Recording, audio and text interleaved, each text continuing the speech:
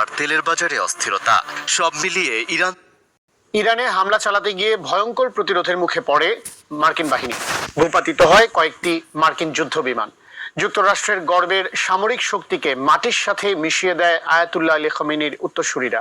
আর এই খবরে নাকি কয়েক ঘন্টা ধরে চিৎকার করেন মার্কিন প্রেসিডেন্ট ডোনাল্ড ট্রাম্প। এমনই চাঞ্চল্যকর খবর এবার সামনে এসেছে। বিস্তারিত জানাচ্ছেন মেহেদী হাসান।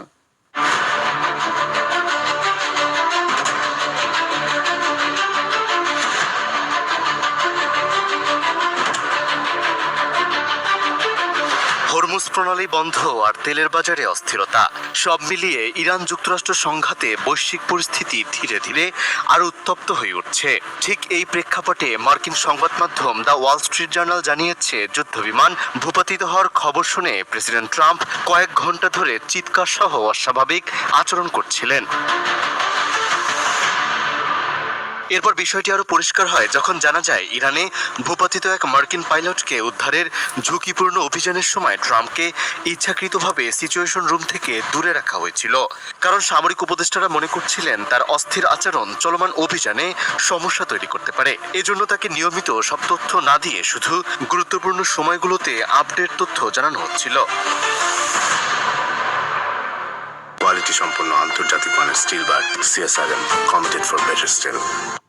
একই সময় হোয়াইট হাউসের ওয়েস্ট উইংয়ে ট্রাম্প কয়েক ঘন্টা ধরে সহকারীদের উপর চিৎকার করেন বলেও প্রতিবেদনে বলা হয়। পাশাপাশি 1979 সালের ইরান জিম্মি সংকটের উদাহরণ টেনে তিনি উদ্বেগ প্রকাশ করেন এবং পরিস্থিতি নিয়ে বারবার প্রতিক্রিয়া জানাতে থাকেন।